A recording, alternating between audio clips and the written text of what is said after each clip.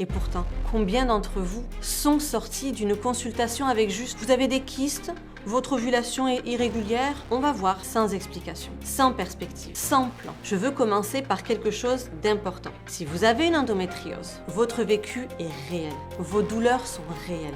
Et non, vous n'avez pas exagéré. Et c'est cette inflammation qui impacte la fertilité. Ce que la naturopathie peut apporter pour vous, c'est un travail sur ce terrain inflammatoire. Ce n'est pas une accusation, c'est une invitation à explorer. Une invitation où justement, en naturopathie, on travaille. Voici la cause aussi dont tout le monde parle, mais que personne n'explique vraiment. Vous en faites trop. Maintenant, je veux vous parler de quelque chose que les cabinets médicaux n'ont pas le temps d'explorer. Et pourtant, c'est souvent là que se trouve la clé. C'est exactement ça l'approche naturopathique. Voir le tableau en entier, identifier où vous en êtes dans ce cercle et trouver le meilleur point d'entrée pour commencer à le dénouer. Voilà comment je conçois mon travail depuis 8 ans et pourquoi je n'accompagne pas comme la plupart des praticiens. Je lis tout à la fois. Les cycles se régularisent, l'énergie revient et pour beaucoup de femmes, la grossesse arrive, souvent après des mois où elles avaient presque abandonné, où elles n'avaient plus d'espoir. Mon rôle, c'est d'être à vos côtés, entre les rendez-vous, d'ouvrir l'espace, d'observer sans imposer, de vous aider à comprendre ce que votre corps raconte, pas à le faire taire. Restez jusqu'à la fin, parce que la partie sur comment toutes ces causes s'alimentent entre elles, c'est souvent là que tout s'éclaire. Si vous regardez cette vidéo en ce moment, il y a de fortes chances que vous faites tout ce qu'on vous dit. Les rendez-vous, les examens, les compléments alimentaires, les tableaux d'ovulation, les protocoles. Et vous vous demandez encore pourquoi ça ne prend pas. Hippocrate, le père de la médecine occidentale, qui écrivait il y a 2500 ans des choses que la médecine moderne redécouvre aujourd'hui encore, disait: il est plus important de connaître le malade que la maladie dont il souffre. C'est exactement ce que la médecine moderne n'a pas toujours le temps de faire. Et c'est précisément ce que je fais, moi, depuis 8 ans. Je m'appelle Alem, je suis praticienne naturopathe spécialisée en fertilité naturelle. Et dans cette vidéo, je vais vous montrer quelque chose que la plupart des professionnels n'ont pas le temps de faire. Relier les points entre eux. Parce que ce que j'observe depuis 8 ans chez les femmes et les couples que j'accompagne, c'est que ce n'est presque jamais une seule cause. C'est un ensemble du physique, le SOPK, l'endométriose, l'alimentation,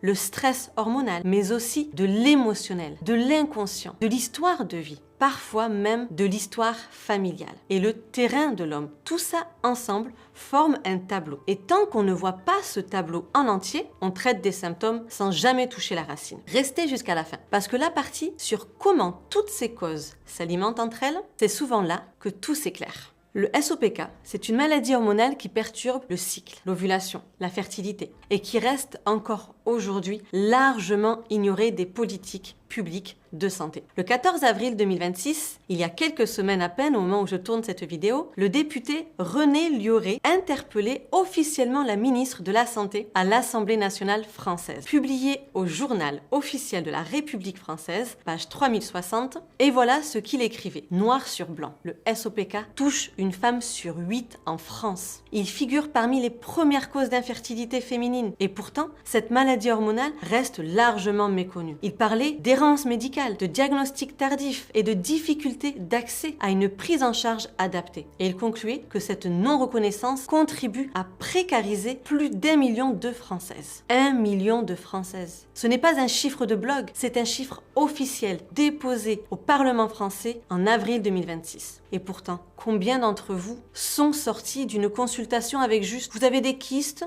Votre ovulation est irrégulière, on va voir sans explication, sans perspective, sans plan. Le SOPK, c'est un dérèglement hormonal, un excès d'androgènes, les hormones dites masculines, qui perturbent l'ovulation. Mais ce dérèglement ne vient pas de nulle part. Il est souvent alimenté par une résistance à l'insuline. Et en 2022, une équipe de chercheurs publiait dans la revue scientifique PLOS ONE une étude confirmant ce lien direct. La résistance à l'insuline, évaluation des androgènes, perturbation de l'ovulation, ces 3 éléments forment un cercle que l'on peut dénouer quand on travaille au bon endroit, dans une lecture plus globale. Je dis cela avec beaucoup de douceur et sans jugement. Le SOPK peut parfois correspondre à un terrain où là, le féminin a eu peu de place. Une femme qui a appris que le monde récompense la force, la dureté, la performance, qui n'a jamais eu la permission d'être dans sa douceur, dans sa cyclicité. Ce n'est pas une certitude, pas une règle universelle, mais une piste à explorer avec curiosité. Ce que je veux que vous reteniez, c'est que le SOPK n'est pas une condamnation. Le corps a une capacité de régulation extraordinaire quand on lui donne les bons signaux, quand on l'écoute de manière physique et émotionnelle. Maintenant, l'endométriose. Pour beaucoup de femmes qui me regardent, ce mot porte un poids énorme. Des années, parfois avant que des diagnostics soient posés. Des douleurs minimisées et souvent cette phrase redoutée. Ça risque d'être compliqué pour une grossesse. Je veux commencer par quelque chose d'important. Si vous avez une endométriose, votre vécu est réel. Vos douleurs sont réelles. Et non, vous n'avez pas exagéré. Médicalement, l'endométriose, c'est la présence de tissus semblables à la muqueuse utérine, en dehors de l'utérus. Ce tissu réagit aux variations hormonales du cycle. Il s'épaissit, saigne, mais sans pouvoir s'évacuer. Ce processus crée une inflammation chronique. Et c'est cette inflammation qui impacte la fertilité. Ce que la naturopathie peut apporter pour vous, c'est un travail sur ce terrain inflammatoire. L'alimentation anti-inflammatoire, la gestion du stress oxydatif, le soutien du foie qui métabolise les oestrogènes, car l'endométriose, c'est souvent lié à une dominance en œstrogènes. Et en 2025, une étude publiée dans Frontiers in Endocrinology va plus loin encore. Elle montre que la dominance locale en œstrogènes et la résistance à la progestérone perturbent directement la réceptivité de l'endomètre, rendant l'implantation plus difficile, dans une dimension plus profonde, toujours sans jugement. Les messages derrière l'endométriose peuvent être multiples. Des histoires de limites franchies, un surinvestissement chronique, se laisser envahir comme ce tissu qui migre là où il ne devrait pas être. Ce n'est pas une accusation, c'est une invitation à explorer. Une invitation où justement, en naturopathie, on travaille. Est-ce que la naturopathie guérit l'endométriose? Non. Mais elle peut réduire significativement l'inflammation, rééquilibrer le profil hormonal et créer un terrain plus favorable à la conception, naturellement, ou en soutien à un parcours médical, comme la PMA. Passons maintenant à quelque chose que vous pouvez changer dès cette semaine. Hippocrate l'avait formulé ainsi: que ton aliment soit ta seule médecine. Une phrase que la recherche moderne ne cesse de confirmer. Je ne vais pas vous faire une liste de super aliments magiques. Non. Ce que je veux vous montrer, c'est comment certains patterns alimentaires très courants que vous faites peuvent être, en pensant bien faire, aggraver silencieusement le SOPK ou alimenter l'endométriose et déséquilibrer vos hormones. 3 mécanismes à comprendre. Le premier, la résistance à l'insuline. Les aliments à index glycémique élevé, les sucres raffinés, les farines blanches ultra transformées provoquent des pics d'insuline répétés. L'insuline en excès stimule la production d'androgènes. On retrouve exactement le lien avec le SOPK. Deuxièmement, l'inflammation alimentaire. Les graisses trans, les huiles végétales raffinées, les additifs, les aliments inflammatoires systémiques. Pour une femme avec une endométriose, c'est de l'huile sur le feu. Le troisième mécanisme, c'est la surcharge hépatique, le foie, et l'organe qui élimine les œstrogènes en excès. L'alcool, certains pesticides, ils surchargent le foie et perturbent cette élimination. Résultat, une dominance en œstrogènes qui s'aggrave, qui aggrave à la fois l'endométriose et le SOPK. En 2026, une équipe de chercheurs de l'université McMaster au Canada publiait dans la revue Nutrition and Health une étude menée sur 2582 femmes américaines. Leur conclusion est directe. Les femmes consommant le plus d'aliments ultra transformés présentent un risque significatif plus élevé de difficultés à concevoir, indépendamment du poids. Ce n'est pas une question de morphologie, c'est une question de terrain inflammatoire. Ce que j'encourage en priorité va être des protéines de qualité à chaque repas, des graisses anti-inflammatoires, des poissons gras, des huiles d'olive, d'avocat, des légumes crucifères pour soutenir le foie et réduire au maximum les sucres ultra transformés. Voici la cause aussi dont tout le monde parle, mais que personne n'explique vraiment. Vous en faites trop. Voilà ce qui se passe réellement dans votre corps. Quand vous êtes en état de stress chronique, pas le stress ponctuel d'une mauvaise journée, mais le stress de fond, de quelqu'un qui essaie de concevoir depuis des mois, qui surveille son cycle, qui attend des résultats. Votre corps produit du cortisol en excès. Le cortisone et la progestérone partagent le même précurseur, la prégnénolone. Quand la demande en cortisol est élevé, le corps détourne cette prégnénolone vers le cortisol, au détriment de la progestérone. C'est ce que certains chercheurs appellent le vol de prégnénolone. Résultat, une baisse de progestérone, des cycles irréguliers, une implantation rendue plus difficile. Le stress chronique perturbe aussi l'axe hypothalamus-hypophysaire, le chef d'orchestre de vos hormones reproductives. Il peut bloquer l'ovulation, retarder le cycle ou créer des cycles anovulatoires. Et en 2020, une étude multicentrique publiée dans l'American Journal Obstetrics Gynecology, menée auprès de 737 femmes dans 3 hôpitaux londoniens après une fausse couche, montrait 28% d'entre elles répondaient aux critères d'un état de stress post-traumatique et 32% représentaient un niveau clinique d'anxiété persistant. Jusqu'à 9 mois après la perte, le corps garde des traces de stress longtemps. Et ce stress non traversé peut bloquer les cycles suivants. Et il y a quelque chose que peu de gens savent. Le corps n'est jamais en mode panne. Il est toujours en mode protection. Quand la conception ne se fait pas sous stress chronique, c'est souvent le corps qui dit inconsciemment « ce n'est pas le bon moment pour accueillir une vie ». Pas parce qu'il est défaillant, parce qu'il vous protège. Ce que la naturopathie propose concrètement, c'est d'identifier vos sources de stress spécifiques, soutenir vos glandes surrénales et mettre en place des pratiques qui régulent le système nerveux. Cohérence cardiaque, pleine conscience, sommeil prioritaire. Maintenant, je veux vous parler de quelque chose que les cabinets médicaux n'ont pas le temps d'explorer. Et pourtant, c'est souvent là que se trouve la clé. Est-ce qu'on vous a déjà dit « tout est normal ».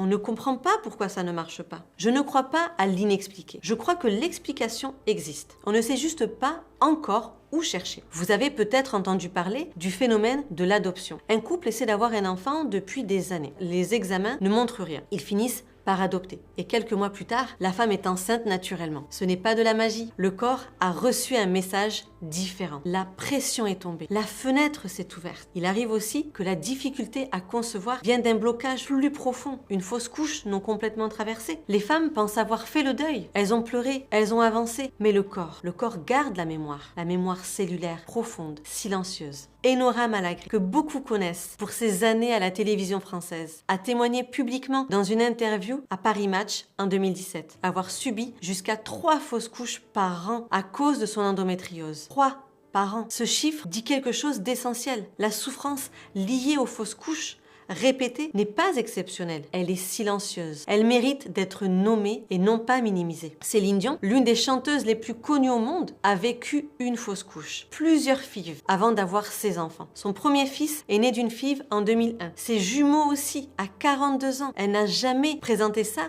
comme un échec. Elle en a fait une force. Et c'est exactement ça que je veux vous dire. Le chemin n'est pas toujours droit, mais il existe ces compléments alimentaires qui sont indispensables pour soutenir votre terrain. Si le blocage est plus profond, il faut aller plus en profondeur. Je veux aborder quelque chose qui me touche profondément. Quelque chose que j'ai vu se confirmer encore et encore dans mon travail. Votre lignée vous appartient, mais elle vous traverse aussi. Et ce qu'il y a dans votre famille, du côté maternel ou paternel, une femme qui a souffert d'une maternité imposée, une grossesse arrêtée, un enfant perdu, un accouchement vécu comme un danger, votre corps l'a entendu, même si on ne vous en a jamais parlé directement. Les mémoires se transmettent. Le médecin et chercheur Thierry Janssen, dans son ouvrage La solution intérieure, publié chez Fayard en 2006 et traduit dans 15 pays, documente précisément comment les dysfonctionnements chroniques, hormonaux et reproductifs peuvent être le reflet